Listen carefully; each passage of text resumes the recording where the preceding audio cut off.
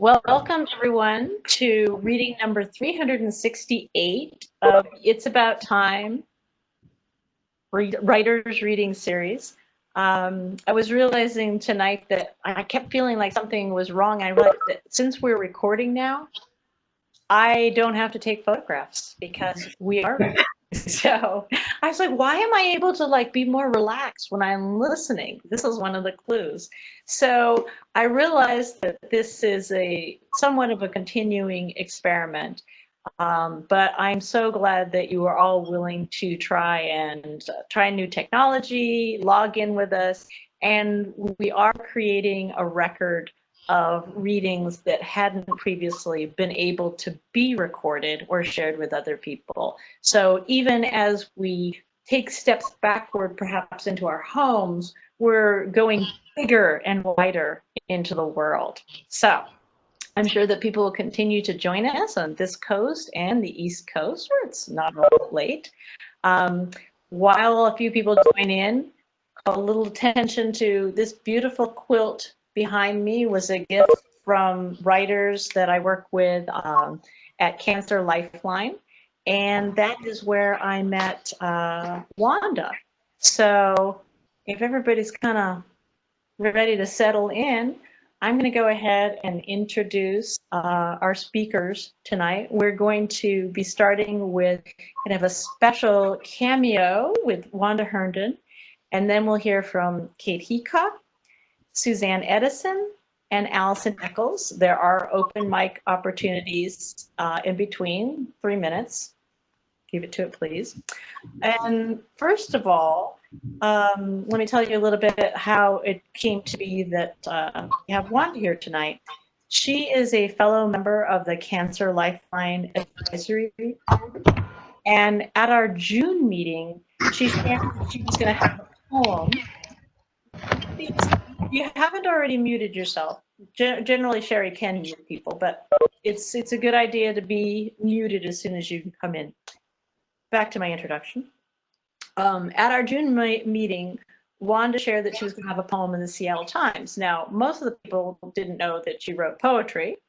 And when I was on the lookout for it that following Saturday, it was like, unlike most people who have, maybe if they're lucky, have like a poem published somewhere, it was like this big honking corner of the op-ed page. It was fabulous. So she revealed another side to herself. And I realized that so often until we ask someone about their other things, we have no idea how rich and full their lives are.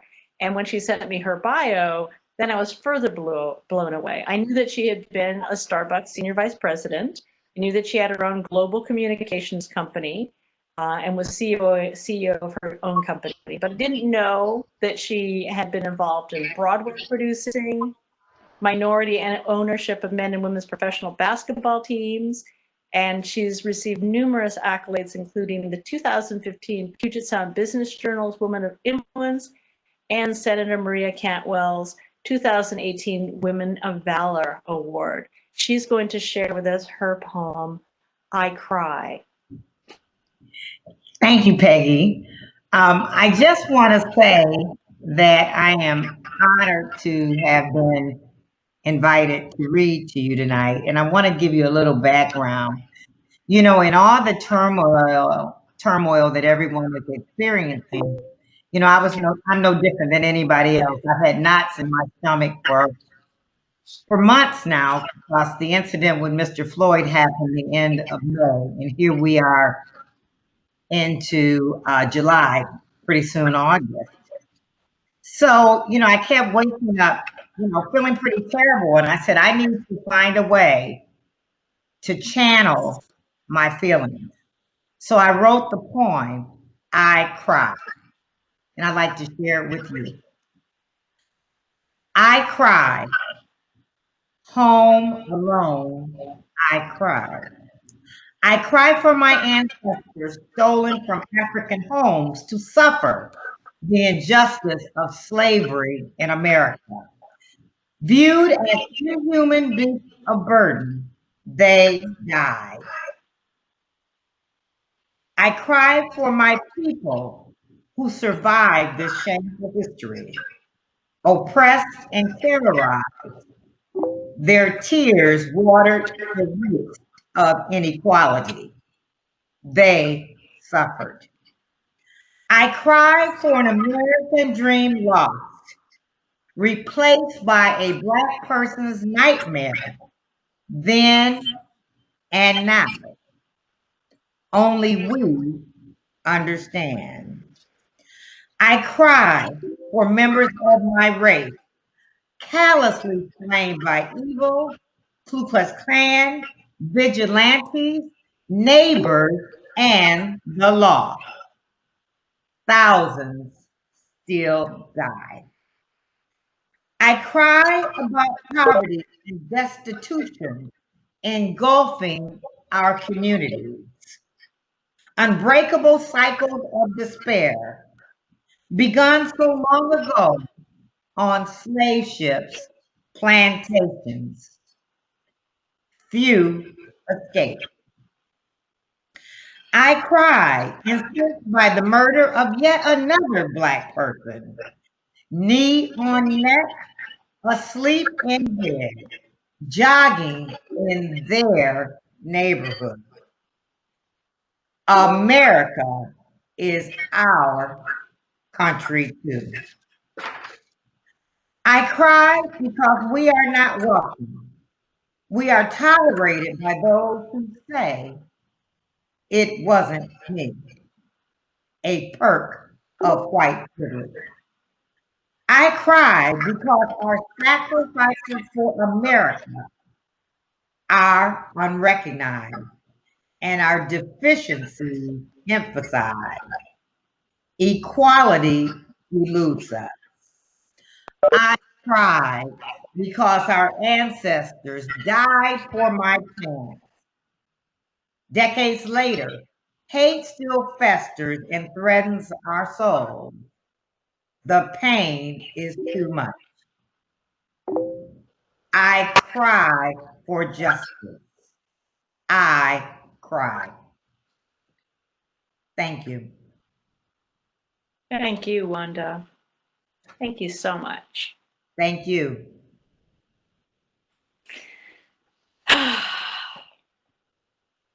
Kind of gives, we all need a little recovery time.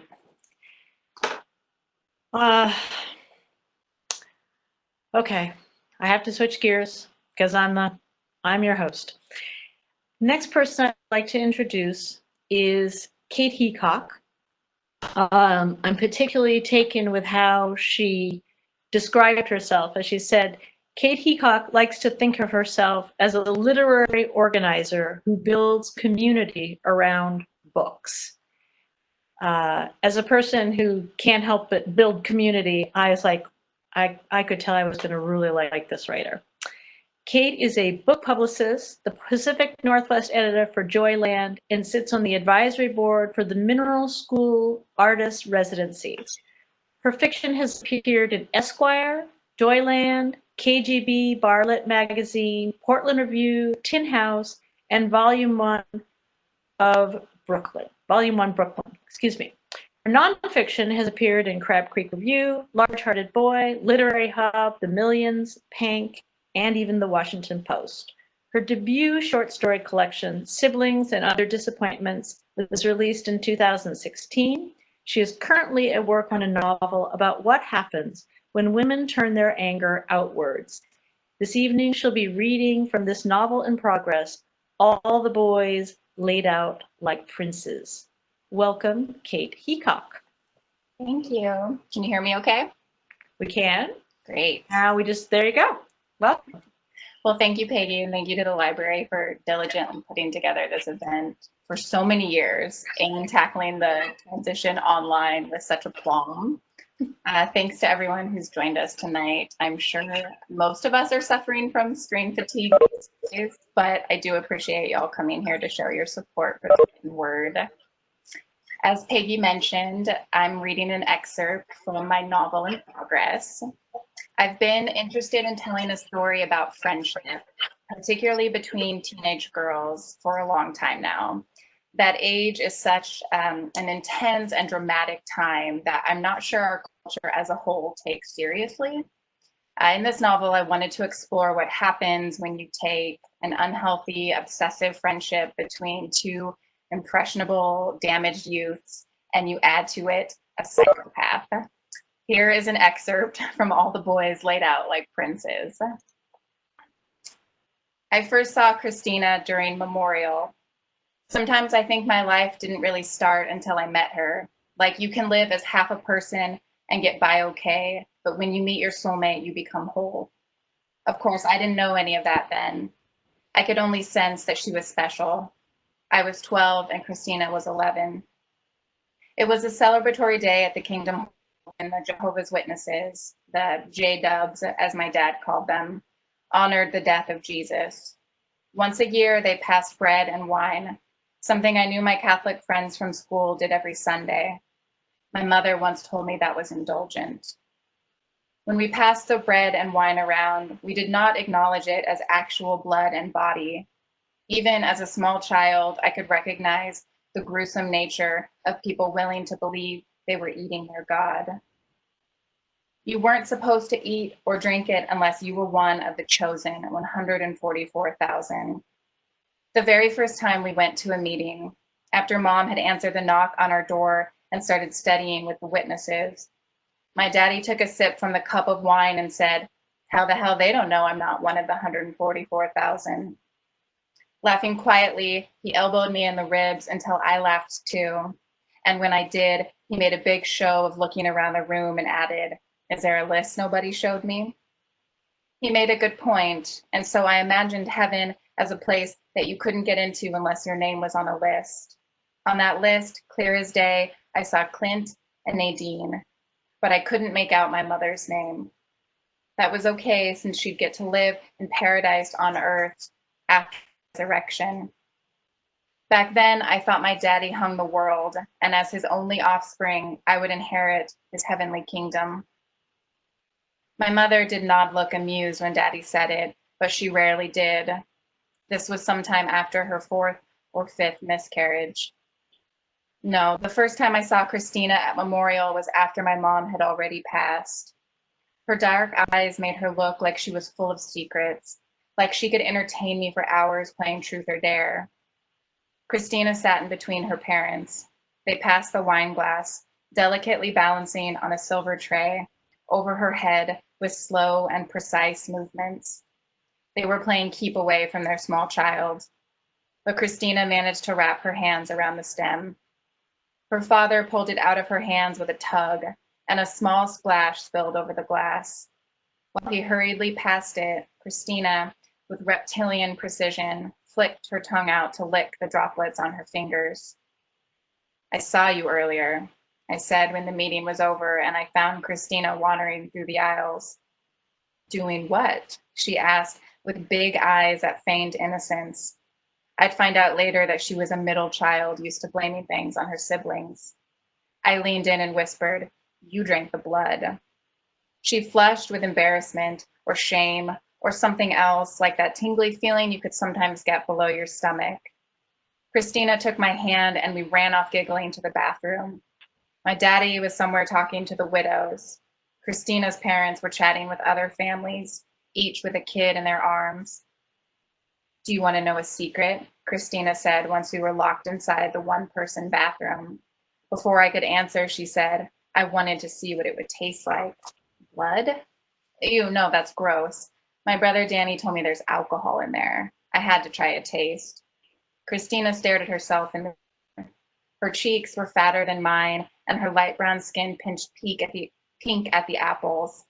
Her cheeks would stay lit like that the rest of the day, like the flush you get when you come inside from the cold. Christina sat down on the toilet and peed while I stood near the sink. Her purple tights bunched around her ankles while she swung her legs. I wore tights too under my velvet dress. It was April and still cold outside, but not enough to wear the dress I wore to my aunt's New Year's party 2 years ago. "Did you ever want to taste it?" Christina asked. "I don't care about alcohol. My dad leaves beer around the apartment all the time, and he never notices when I take a sip from one." "It's not about the taste. It's about being one of the chosen who gets to taste it. You want to be special, Christina said in a sing-song voice. Back in the lobby, a boy ran up to Christina and said, "You're missing it." He turned and ran for the front door. Christina ran after him.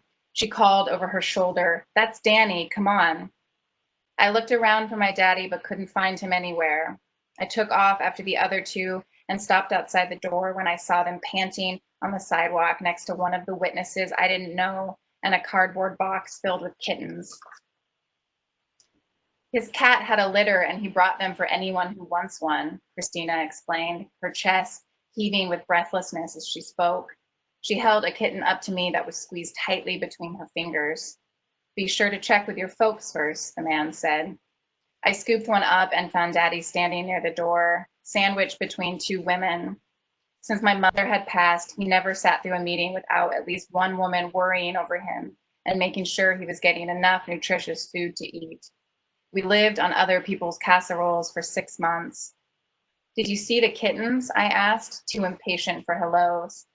"There you are, kiddo. I was telling Diane and Julie about you just now," I said, and tousled my hair playfully without breaking eye contact with the blonde one. The woman on his left leaned down and said, "What a lovely dress you have there. Seems a bit literal, Clint, don't you think?" She was a short brunette who looked nothing like my beautiful mother. My daddy looked at me and said, "Look at that, blood red. Didn't put two and two together. The poor thing, she didn't have anything to wear. I'm useless in the laundry room." He gestured a lot with his hands while he talked, throwing them up in despair when he explained his inability to launder and patting me on the back because I was the poor kid without a mom. I held the kitten up again, its body squirming between my palms. "Not now, kiddo. Let me finish my grown-up conversation and then we can head home." I turned around and walked back to the box of kittens. Other families huddled around it. Christina and her brother were joined by the rest of their family, and Christina's parents looked like they were seriously considering taking one home. Pressing it against my chest, I squeezed the kitten so hard it scratched defensively at my hands. When I paused to push back the long sleeves of my stupid dress, I pretended the kitten slipped from my hand and let it drop onto the ground. If I couldn't have it, I wanted nobody to have it. It landed on its paws with perfect resilience, stunned only momentarily by the fall. As I dipped over to pick it up, I contorted my face into one of concern and said, "Oh no," in case anyone was watching. I stood up with the kitten, meowing terribly, and saw Christina. She was the only one who saw me. Whether she believed my act or not, she said nothing. Instead, she smiled. I'll go ahead and end there. Thank you again.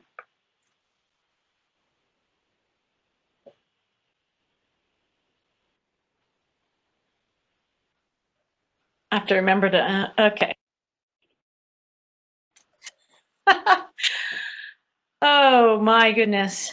I made the mistake one time of taking a dead dog prompt to my Lifeline group, and I've never been allowed to forget it. They would be on tenterhooks with that ending. So you will have to come back, read more, and keep us posted about the publication date.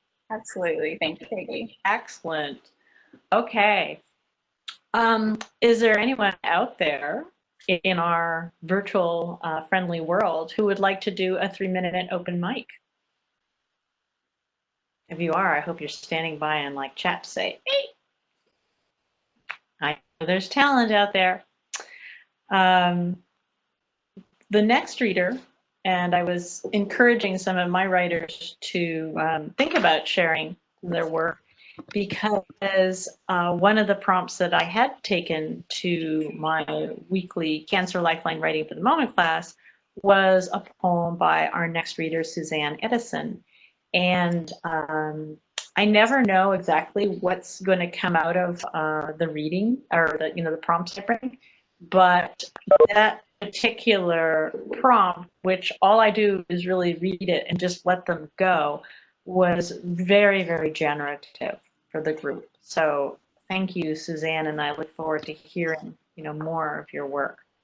Our next reader, Suzanne Edison's recent chapbook, The Body Lives Its Undoing, was published in 2018.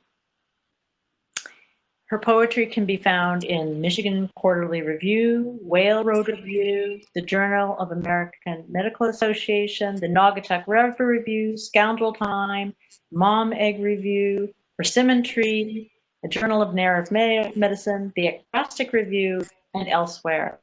She lives in Seattle, is a 2019 Hedgebrook alum, and teaches at Richard Hugo House. Welcome, Suzanne. Thank you. Thank you. Thank you, Peggy, and thank you, It's About Time Reading Series and Library for making this possible.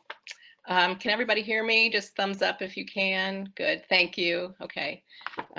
WebEx is not my intuitive, normal space, but I'm doing my best. So I'm going to start off with a poem for those of us who are on the either upside or downside of midlife, however you choose to look at it.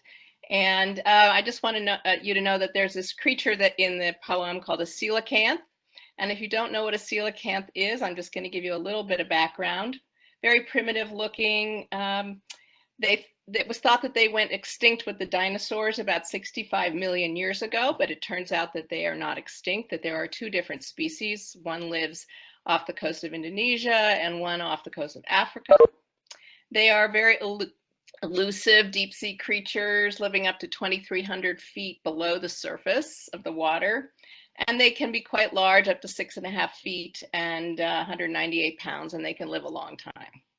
So anyway, I'm going to start off with this poem called We Should Not Wait for Fruit. Death is the dark backing that a mirror needs if we are to see anything. And that is an epigraph by Saul Bellow. Once we lived in the hyperbole of petals and penumbra, felt ourselves stark and ravenous as flickers who drum on house siding, mining for grubs. We tongued each other like cows at salt licks, oblivious to the whine of lawnmowers or diesel stench. We lived like avalanche lilies pressing through snow. Profuse, we skimped at nothing. Now we are past the verge of vernal and should bury the clarity cold March gave us. Let our etched in ice beliefs that we are rare like coelacanths, able to live undetected, frozen in time, become rain glaze. We should lie in the sprouting, in mirror slicks of mud, let gravity take us drunk, deep in thistle. The next poem is a little bit different. I'm trying to give a range of poems and themes here. This is called Late Blue Moons. My shutters open to rarity, record heat all summer, bloody sunset, smoked out sky, rage of forests on fire. Tonight, the crenulated mylar shine of moonbeams across the lake flood the bedroom. A photograph of you on a glacier, encrusted beard, pickaxe, goggles, twists on the mirror. We've all had too much exposure.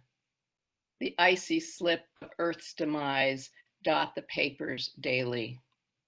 I shiver now after a late lake dip, swimming out from shore, ignoring the drowned carpet scraps, tires, strangling algae in the glacier-carved body of water that was once ice.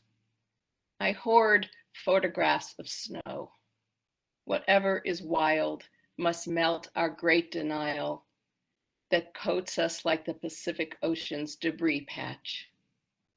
We must burst like the jack pine seed, scarred, scattered, and charged for generation by fire. This is the poem that Peggy was referring to. I have a daughter with an underlying autoimmune disease, but she's doing very well and has been in remission for a number of years. And this is when I wrote this poem. After remission, her first tattoo. It wasn't the needles or punctured skin, rat-a-tat-tat and repeat, that surprised me. She'd had years of infusions.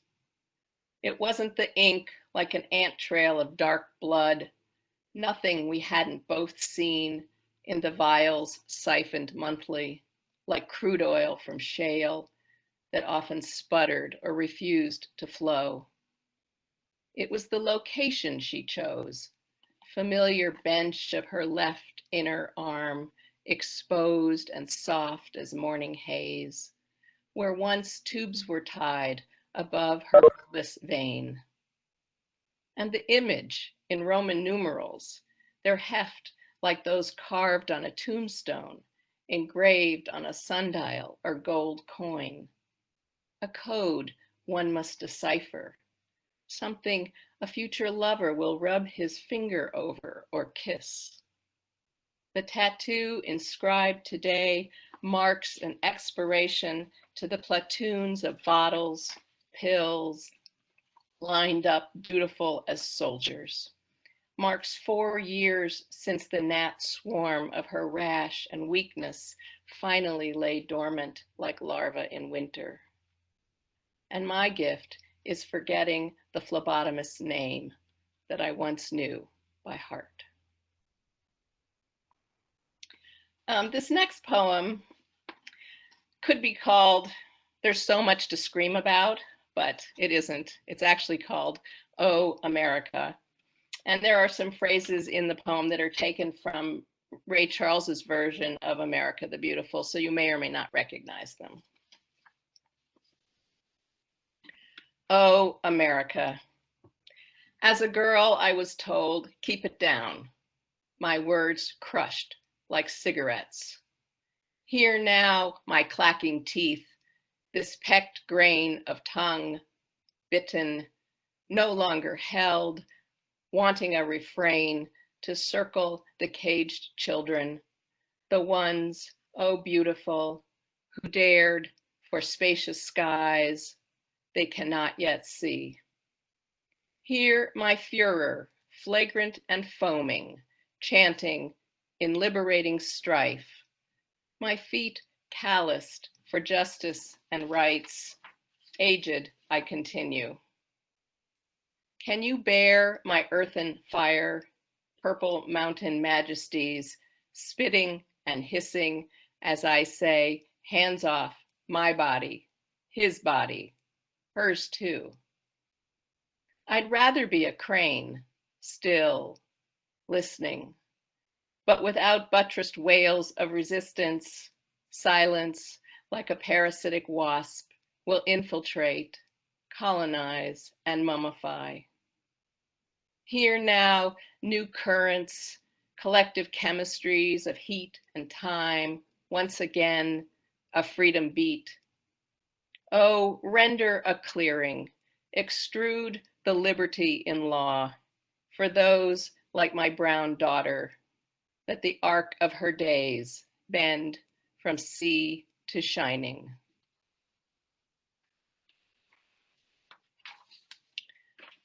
Wanda, I hope you're still on the phone or on the call, but you may not be. And this is a Cancer poem. My friend claims her second round of cancer. As my Italian father would say, since the house is burning, let us warm ourselves. And so I braid my wreaths of garlic, sweep out those motes that hover like ghosts and fall. Our house slants toward dawn, toward ducks arriving on a brimful pond. I say, let's hunker down, lay ourselves and the breach of stud and nail bare, unhinge the windows.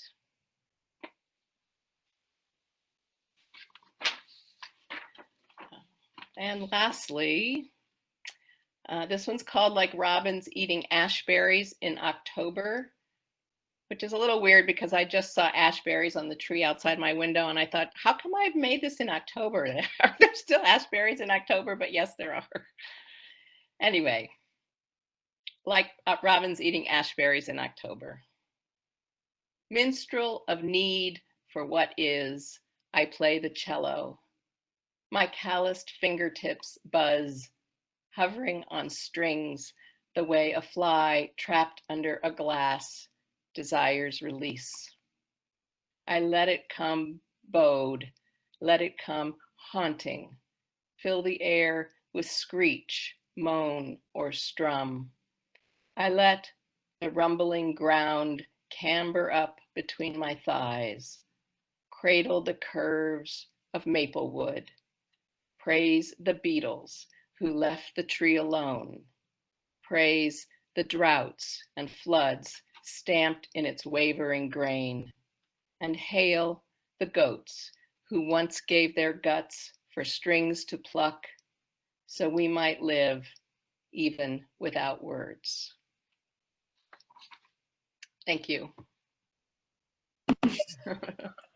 Thank you so much. Sort of ironic that you'd end with the with the phrase "without words." In this series dedicated to words. It's such an honor to hear you read. I believe the last time that you were at It's About Time, I was out of town, so I haven't had the chance to read you, hear you read your work personally, and especially after sharing that prompt, with others, to hear you read it, I can tell you do such better justice to us. The whole poem, the line that drew me, and I think just kind of caught the attention of everyone in the room, along with the other work, is forgetting the phlebotomist's name. There's just a chill that goes through us. That's what we all think. We dream of forgetting the phlebotomist or the pharmacist's name, after there's been an odyssey like that. So thank you so much. It was the pharmacist, yes. Of course, look at me. I invited a pharmacist to a birthday party. That's how I know a pharmacist. Anyway, once again, calling out to the ether out there in case anybody wants to do open mic. I know it could be a little, we know Katie Ellis is out there. It can be a little threatening in terms of whether the audio is working, but that's why we have our incredible team of librarians who are passing up on other opportunities tonight to be with us. It was a pretty literary night. There was 3 events alone just on the library page, not to mention, throughout town. So things are thriving in a different and strange way. So there's always opportunities. The next person I'd like to introduce is Alison Eckels. There's so much I could say about Alison because she's one of those people that it turns out that our lives, we probably crossed on a beach as children and didn't know it. One of her family homes was the childhood home of another one of my close friends. And so quite often when we're exchanging reminiscences, we know exactly what the sand feels like under our feet. In addition, it turns out our children went to the same school. And I'm so happy to be able to present her because, as she would say, as a writer, she is just starting to share her work. She has probably been a lifetime or lifelong writer, but I'm so honored that she is beginning to share her work.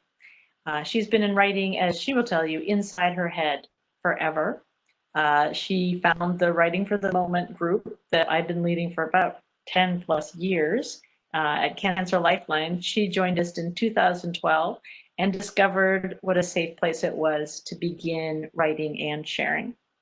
In 2018, her first 2 pieces were published in an anthology put together by actor and playwright Elizabeth Copeland, The Grief Dialogues, the book, Stories on Love and Loss by 61 authors. I think Elizabeth immediately recognized what a treasure she'd found and has been encouraging her work ever since. And I'm so glad that she's going to be sharing with us tonight. Alison.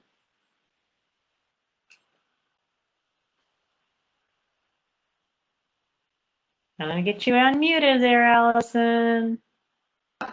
There you go. Okay. Pick of the day.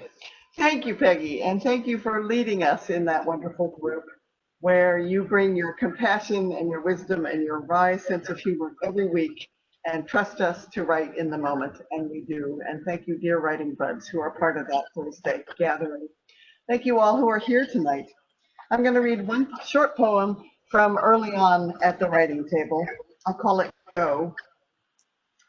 Go, breathe life, spill onto pages, scatter seeds, splash symbols, tell stories. Go, go, go, have a life of your own. Let many birds spring from the nest of your pages.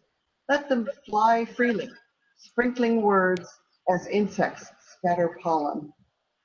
Give life, give hope, give laughter, invite imagination, have wings and fly. So much carefulness, so much caution. Without these writing groups, my thoughts would be even more homebound than I have sometimes been. With wings of spirit, I fly. All things are possible. Bring it all into the body, tethering pen in hand, touching the paper with letters, with words. This is less like flight, more like plodding, but there is joy in tramping along the muddy furrows.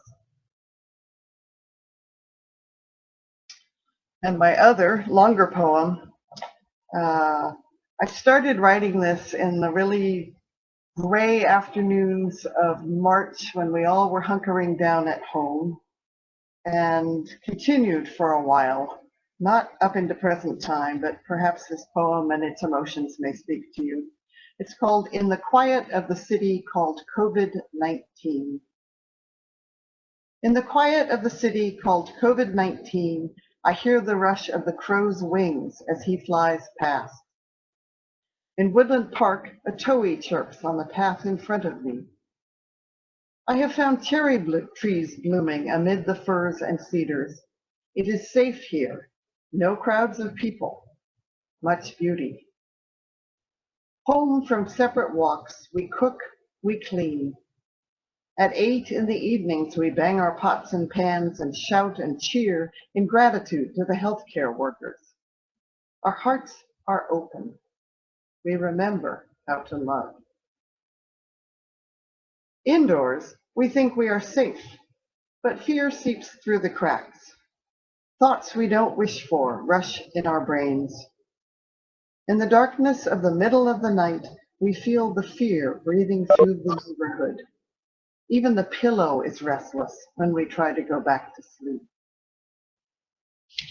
Daylight seems safer. Laughter comes easily as the demands of the day are limited by the germs in the air around us. Anger flares too, as we have more time to remember things long buried by the din of life. We pretend that anger can hold fear at bay, can mask old hurts, frustration at not being heard. We keep anger close at hand, ready if we need it, because maybe, just maybe, it will protect us from our fear. A greater force pulses in us, more disturbing than anger or fear. Grief, the unwelcome guest, has huddled in dark corners for more years than I am willing to count, or perched on the windowsill, not invited to come in, not permitted to fly away. Grief that others wanted me to be over and done with lives on inside me. Do I have access to clear-flowing anger that helps me heal? Access to any emotion strong enough to keep me afloat? Or am I still weighed down by despair and desperation for the care I needed so long ago? We know daylight and darkness as we quarantine at home. In the slow hours and days, my eyes adjust. I see more in the darkness, and I begin to see more in the light. Within 4 walls, I explore the dimensions of time and space. What we have hidden comes into view. A corner of a photograph, 2 or 3 jigsaw puzzle pieces. Will I search for the larger picture, or try to sweep away these clues? In COVID time, I discover that ignoring what's within me no longer works without the Band-Aid of a busy life. The quietness of our days shakes loose what's inside us, reveals the hidden hurts, the losses, reminds us of the times when we did not know how to ask for support and others did not know to offer. Sorrow that we felt in silence years ago or yesterday now wakes up in our bodies, spills out through our pores, fills the space around us, fills our home.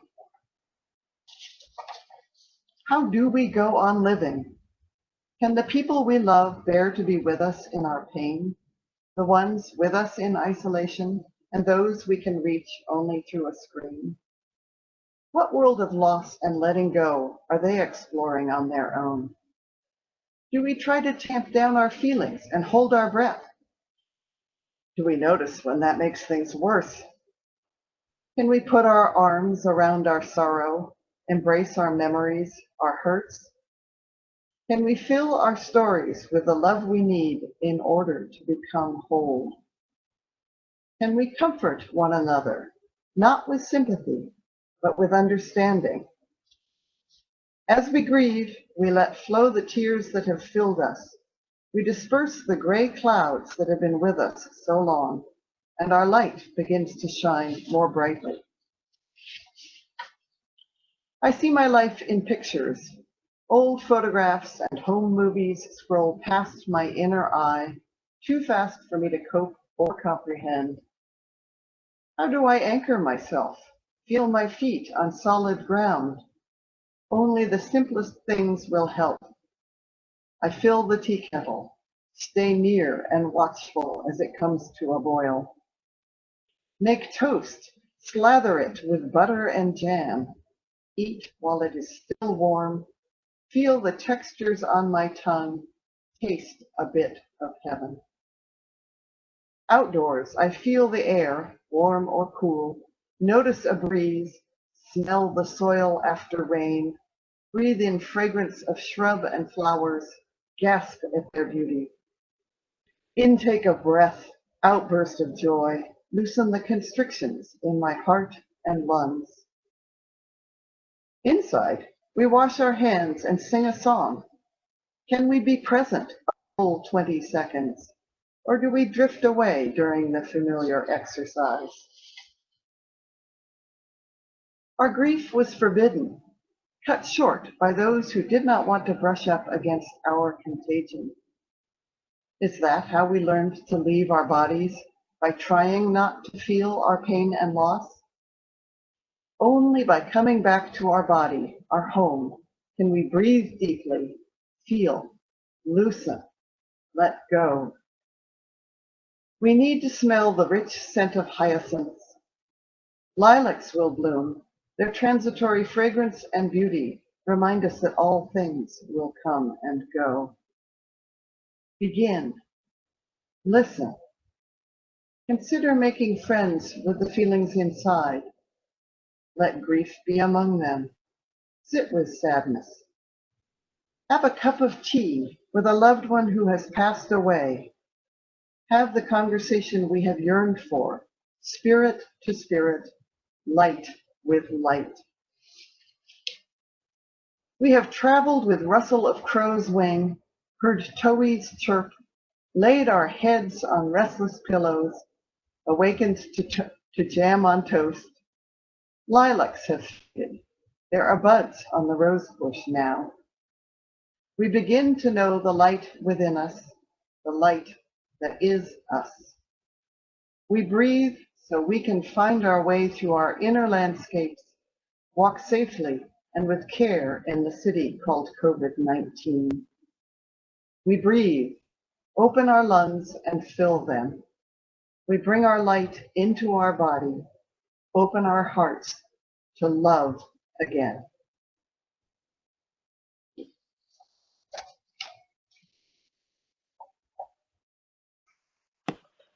Thank you so much.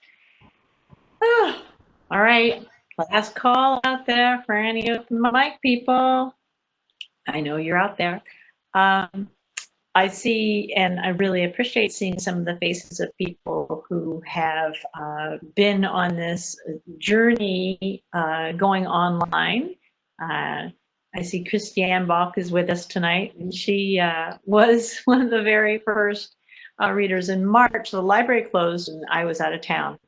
And you know, at first there's this sense of like, whoa, what do we do? And then I realized, as I've mentioned before, that the series had gone 30 years and only missed like one other time before. And we couldn't let a little thing like, you know, libraries being closed or a shutdown or a pandemic stop the It's About Time Writers Reading series.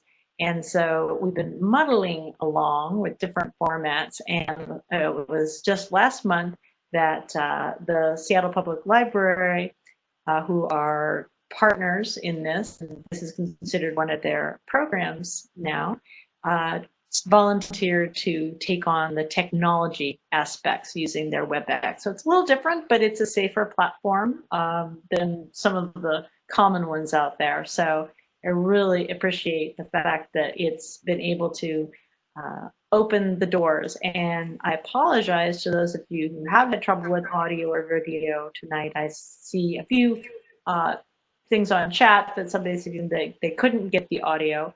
One of our readers next month, Laureen Lyman Lee, definitely we can spend the next month, you know, making sure we got your audio set. Next month, let's see, that will be August 13th, I believe. We will be hearing from Laureen Lylan Lee, Euphrates Moss, and Lynn Coffin. Onward then to planning September, and it's just been firmed up that has become an ongoing tradition that October will be our Jack Straw night. For some 4 or 5 years now, we have been able to host the year's Jack Straw writers, sampling of them in our own format with a crossover with the It's About Time writers reading series. And so whether we're in person or not, we will be going forward with that. So it's been a lovely evening, and still the sun is still shining for quite a while longer. The moon is still beautiful, as so beautifully and exquisitely, you know, captured in the poetry tonight. And what we can do now is I'll have the librarian turn off the recording portion, and we can stay and have a virtual chat. So thanks you all so